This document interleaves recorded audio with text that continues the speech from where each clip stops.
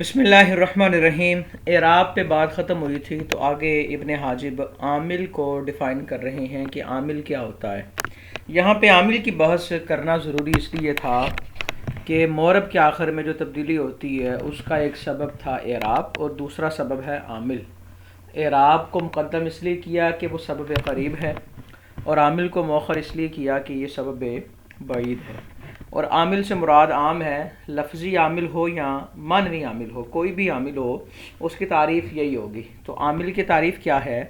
ما بہ یتقوم المعنی المقتضی للاعراب، کہ جس کے ذریعے ایسا اسم جس کے ذریعے وہ معنی حاصل ہو جو اعراب کا تقاضا کرنے والا ہے، یعنی کہ فاعلیت کا تقاضا کر رہا ہے، مفعولیت کا تقاضا کر رہا ہے، اضافت کا تقاضا ہو رہا ہے، اسے عامل کہتے ہیں۔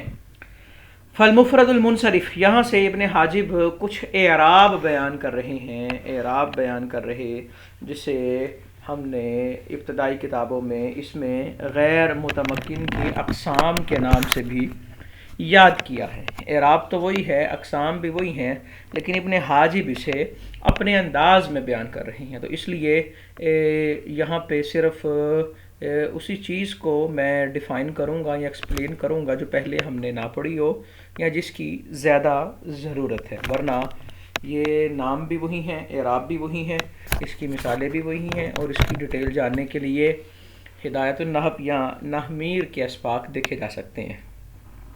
فالمفرد المنصرف، مفرد منصرف، مفرد کا مطلب ہے تثنیہ جمع نہ ہو، منصرف کا مطلب ہے غیر منصرف نہ ہو۔ والجمع المکسر، اور جمع مکسر، اس کا مطلب ہے جمع سالم نہ ہو، جمع مکسر منصرف۔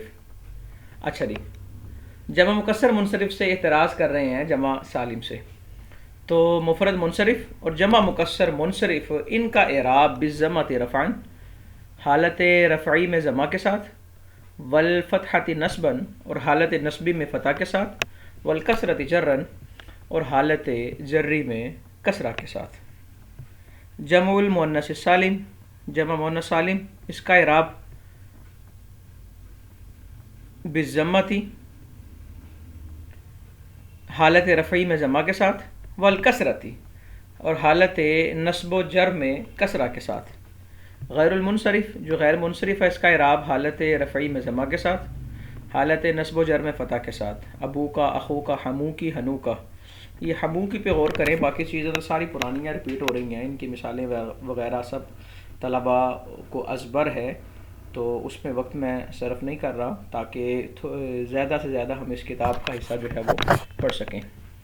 یہاں ایک بات اس پہ غور کریں کہ ابو کا، اخو کا اور ہمو کی اضافت کاف جو ضمیر ہے اس مؤنث کی ضمیر کی طرف کی، اس کی وجہ کیا ہے؟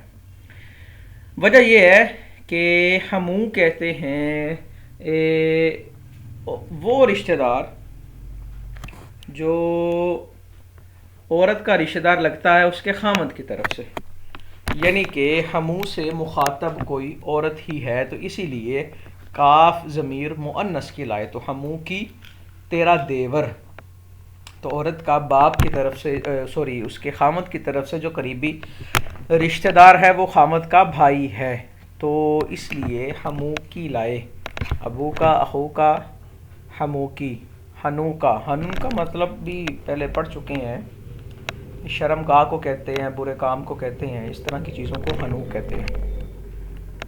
اچھا جی، ابو کا، اخو کا، ہمو کی، ہنو کا، وفو کا اور ذو مالن، مضافت الی غیر یا المتکلم، جب یہ یا متکلم کے غیر کی طرف مضاف ہوں گے تو ان کا اعراب حالت رفعی میں واو کے ساتھ، حالت نصبی میں الف کے ساتھ اور حالت جر میں یا کے ساتھ ہوگا۔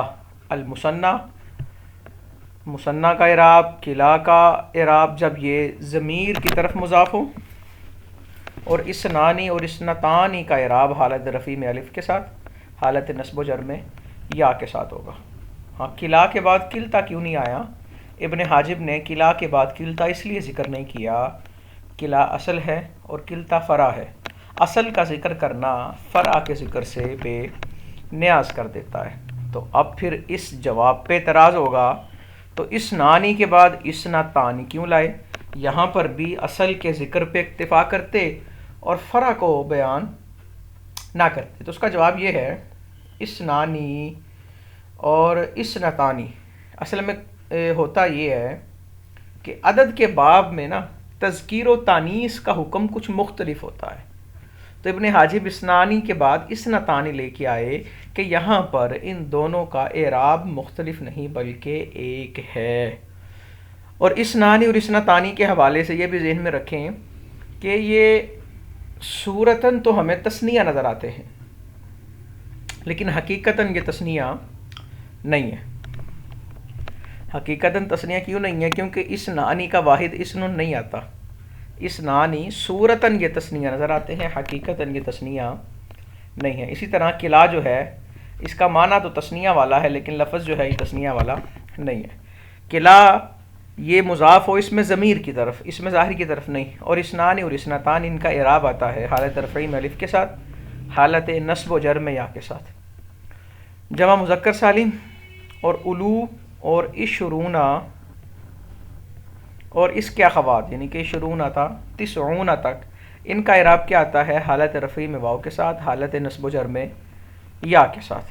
تو اب یہ کچھ اعراب بیان کیے، اس کے بعد ابن حاجب کہتے ہیں کہ کچھ صورتیں ایسی ہیں جہاں اعراب تقدیری ہوتا ہے، اور کچھ صورتیں ایسی ہیں جہاں اعراب جو ہے وہ تقدیری نہیں ہوتا، وہ لفظی ہوتا ہے۔ تو اب اعتراض یہ ہوگا کہ تقدیری کو پہلے کیوں لائے، لفظی کو بعد میں کیوں لائے؟ لفظی پہلے لے آتے اور تقدیری بعد میں لے آتے، کیونکہ اعراب میں اصل جو ہے وہ تو لفظاً ہے نا، تو اصل کو پہلے ذکر کرنا چاہیے تھا۔ تو اس کا جواب یہ ہے کہ تقدیر اعراب در حقیقت میں ہیں تھوڑے اور ہیں چند۔ تو چند یہ ایسے ہی ہیں جیسے کل کے مقابلے میں جز ہوتا ہے، اور یہ بات طے شدہ ہے کہ جز کل سے مقدم ہوتا ہے۔ بس اسی بات کی رعایت کرتے ہوئے تقدیری اعراب کو پہلے بیان کیا اور لفظی اعراب کو بعد میں بیان کیا۔ اچھا جی، التقدیر فیما تعذر، تقدیری اعراب وہاں ہوگا، یعنی کہ بتا رہے ہیں کہ اعراب تقدیری جہاں ہوتا ہے کیوں ہوتا ہے، اس کی ریزن کیا ہے۔ تقدیری اعراب وہاں ہوگا فیما تعذر، جہاں پہ لفظی اعراب ممکن ہی نہ ہو، ٹھیک ہے، یا پھر اوستثقلا، لفظی اعراب دشوار ہو جائے۔ یعنی کہ اعراب تقدیری ہونے کی دو وجوہات ہیں۔ نمبر ایک، لفظی اعراب لانا وہاں پاسبل ہی نہ ہو۔ نمبر دو، لانا ممکن تو ہے پر بہت مشکل ہے، بہت دشواری کا کام ہے۔ تو ان دو صورتوں میں اعراب کو تقدیری رکھا جاتا ہے، جیسا کہ عصا اور غلامی کے اندر مطلقاً۔ اچھا جی، مطلقاً کا مطلب یہ ہے کہ تینوں قسموں میں، یعنی کہ رفعی حالت میں بھی، نصبی حالت میں بھی اور جری حالت میں بھی، تینوں قسموں میں اعراب جو ہے وہ تقدیری ہوگا۔ اچھا جی، عصا کا مطلب کیا ہے؟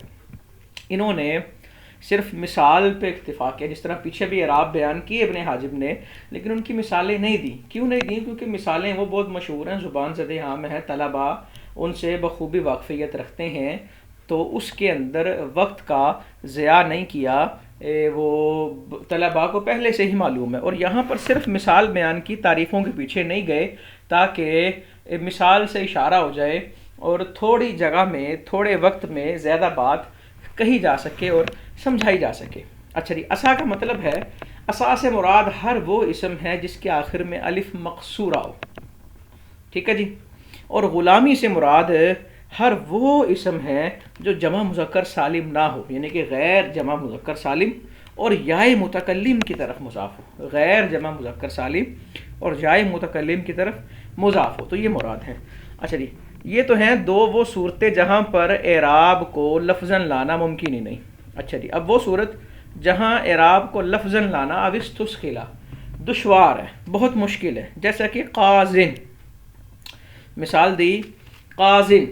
قازن سے مراد ہے ہر وہ اسم جس کے آخر میں یا ما قبل مکسور ہو، یا ما قبل مکسور ہو، رفعاً و جرًا، یعنی کہ اسے مطلق نہیں رکھا کہ اس کی تینوں صورتوں میں اعراب تقدیری نہیں ہوگا، رفعاً و جرًا دو صورتوں میں اعراب تقدیری ہے، اور حالت نصب میں اعراب اس کا لفظی ہے. اسی لیے مثالیں طلباء کے ذہنوں میں آ رہی ہوں گی کہ جاءنی القاضی، رأیت القاضیہ، مررت بالقاضی، کہ حالت رفعی میں اور حالت جری میں اعراب اس کا تقدیری ہے اور حالت نصبی میں اس کا اعراب لفظی ہے.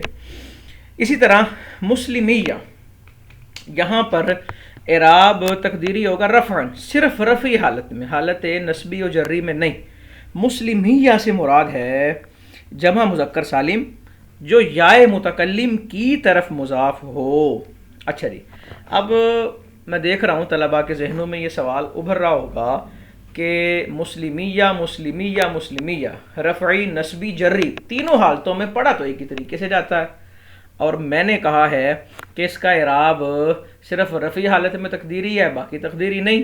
حالانکہ جاءنی مسلمیہ، رأیت مسلمیہ، مررت بمسلمیہ، اعراب تو پڑھا تو ایک طرح جا رہا ہے، اعراب پڑھا ایک طرح جا رہا ہے، لیکن دیکھیں جاءنی مسلمیہ، یہاں پر واو کو بدلا گیا ہے. اگر اس کی تعلیل کریں نا تو ہمیں پتہ لگے گا یہاں پہ واو کو بدلا گیا ہے، اور جب اسے نصبی و جری حالت میں لے کے جائیں تو وہاں پہ حرف کو بدلا نہیں گیا بلکہ یا کا یا میں ادغام ہے. اور قاعدہ یہ ہے کہ ادغام شے کو اس کی حقیقت سے خارج نہیں کرتا، یعنی کہ اگرچہ رأیت مسلمیہ، مررت بمسلمیہ، یہاں یا کا یا میں ادغام ہوا، لیکن اس کے باوجود یہاں حقیقت سے یہ چیز نہیں نکلی. حقیقت یہی تھا کہ یہاں اعراب لفظی ہے، تو اگرچہ ادغام ہو گیا ہے تو پھر بھی ہم یہی کہیں گے حالت نصبی و جری میں اعراب جمع مذکر سالم جو ہے متکلم کی طرف مضاف ہے، حالت نصبی و جری میں اعراب جو ہے اس کا وہ لفظاً ہے، اور رفعی حالت میں اعراب اس کا تقدیراً ہے. دوبارہ دیکھیں، کہا کہ تقدیری اعراب دو صورتوں میں ہوگا، یا تو لفظاً اعراب ممکن نہیں یا پھر لفظی اعراب مشکل ہے. ممکن نہیں کی دو صورتیں بیان کی، عصا اور غلامی والی، ان کو میں نے ڈیٹیل میں سمجھا دیا. جہاں پہ اعراب مشکل ہے اس کی بھی دو صورتیں بیان کی، قازن اور مسلمیہ والی، اس کو بھی میں نے عرض کر دیا.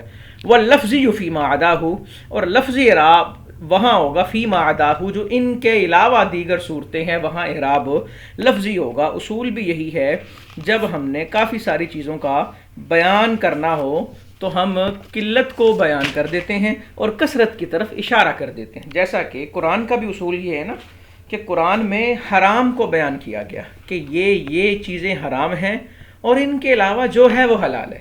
کہ کثرت کو بیان کرنا ذرا مشکل ہوتا ہے، تو اس لیے قلت بیان کر کے کثرت کی طرف اشارہ کر دیا جاتا ہے. تو یہ کچھ چیزیں ہیں، ان کو اچھی طرح ذکر کریں. اگلے سبق میں پھر ملاقات ہوگی.